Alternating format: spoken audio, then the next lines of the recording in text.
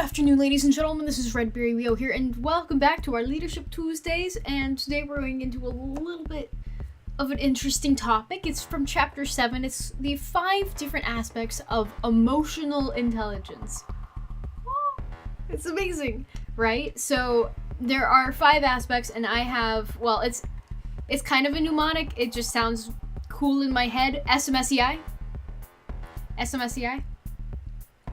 Like, the way it's listed in the textbook was literally listing the first letters was S-M-S-E-I. I was like, brilliant! That should be the way I remember it, and it actually kind of is. So, we're gonna go over each of the different components in it, and we'll talk a little bit about why it's important to have emotional intelligence in a leadership role. The first component of it is self-awareness. And when I say self-awareness, it means basically that you should understand yourself and understand how your emotions work. If you don't really understand yourself and you can't lead yourself, then you'll have a harder time leading other people, which is why in a lot of leadership books and concepts, it starts with the individual and self-leadership, learning about yourself, and then you grow on to leading small teams, and then larger teams, and then organizations.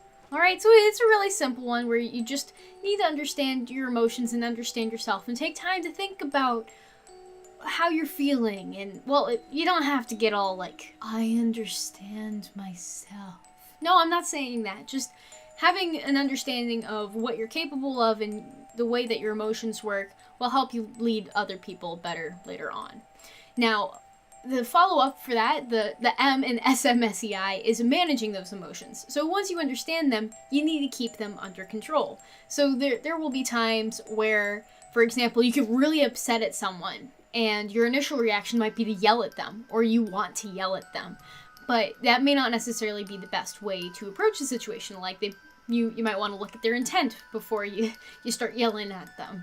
Like, I've seen examples in organizations that I've been a part of where someone made a mistake because they had no idea what they were doing, and the leader just kind of like chewed them out just because they were angry and they wanted to show that they were angry.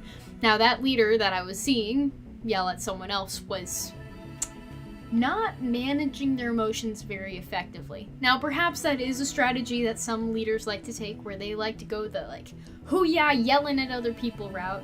But I personally have found over the years that it's better not to chew other people out, especially out in public. But you know, that's another concept about feedback and other things like that. So there's that second step of managing emotions.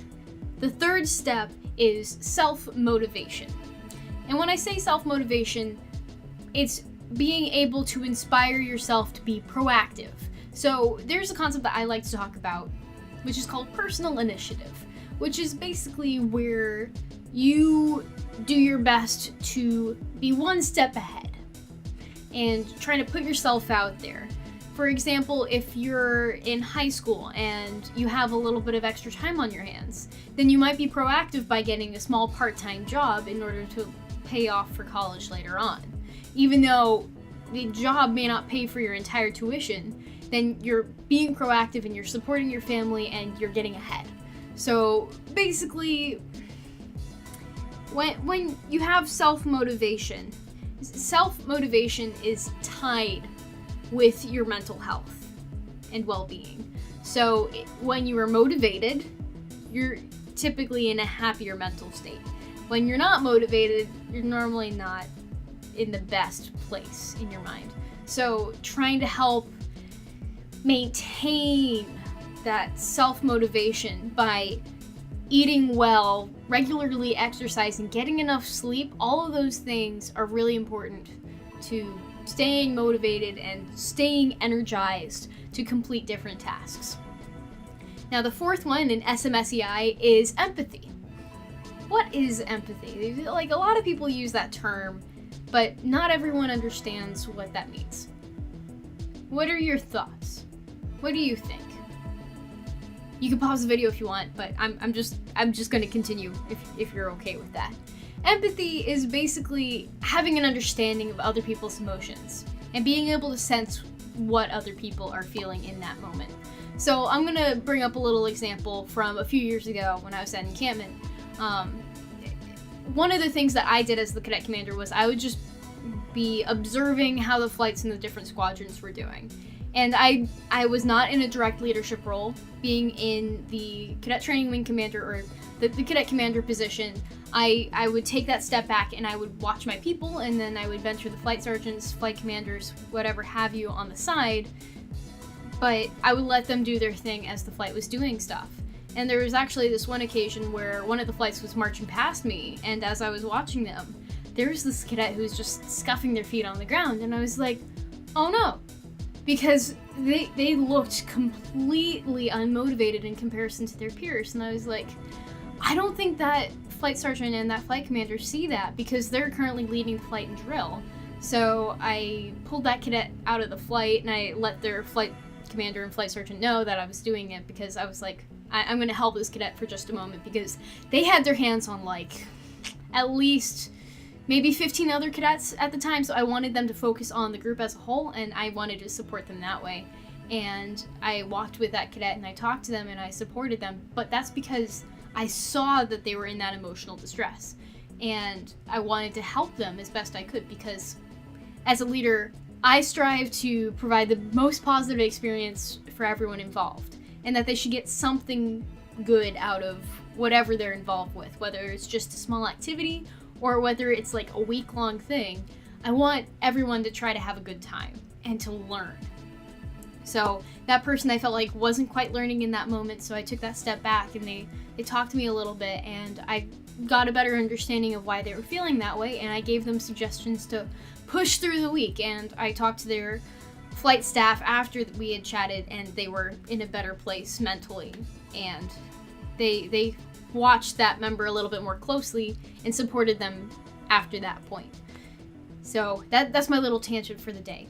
But what I'm saying is, having empathy is being able to understand and kind of sense what other people are feeling, and you can then try to support them as best you can depending on the situation. Sometimes you can't do a whole lot to actually better the person's situation.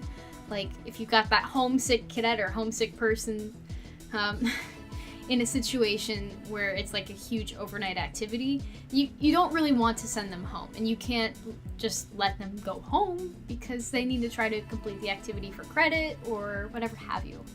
So just do your best to try to understand where people are coming from, and if they are acting a little off, or if they aren't looking it's really hard to describe, honestly, because you kind of have to get an eye for it. And I normally try to put myself in the other person's shoes in order to kind of understand what they're feeling. So, like if someone's scuffing their feet on the ground, then obviously something's up. Or like that kind of like pulled down body language, kind of just like slumped over, or like looking down all the time. Those are kind of signs that someone may not be super motivated, or they might need some help getting to a better place, being more confident or being more motivated, and with the support of others. And if someone spots that could mean the world to that person. So if you see something, even if it may not be your place, you should always try to say at least something to intervene and help that person. At least that's what I try to do, but I've ranted on long enough. I'm sorry, guys. So, the last component of SMSEI is interpersonal skills. So it's basically this conglomeration, this this combination of the different skills that I just mentioned, with self-motivation, self-awareness, and empathy. All those four things. Wait, what's the last one? Managing emotions. Those four things combine together into what a leader would be doing in order to support their people. So in my example briefly earlier, then I was using my skills in like understanding how my emotions work and being like, oh, okay, so this is something that I would be doing if I were sad. So maybe this person is sad and I should try to help support them. If you are able to identify those kind of physical cues or verbal cues when people are talking or interacting with you, then that can really be helpful in you supporting them. Whew, that's a really long spiel about... I've been talking for a while now, haven't I? Yes, I have. We're going to start wrapping... Let's wrap it up. So we talked about the 5 different aspects of emotional intelligence today. And those are self-awareness, managing emotions, self-motivation, empathy, and interpersonal skills. So if you have any questions for me, or if you have any comments about what you would like to see in future videos, please feel free to leave a comment down below. I sincerely appreciate your support. I know a few people have been very interested in my Learn to Lead videos, and I was working on a Chapter 2 video, but I haven't quite finished editing that because school has been keeping me very busy, but don't you worry, it should be coming out very, very soon, before the end of the month, I promise this time. I promise. So, thank you so much for watching, and that is all, folks. Until next time. Toodles.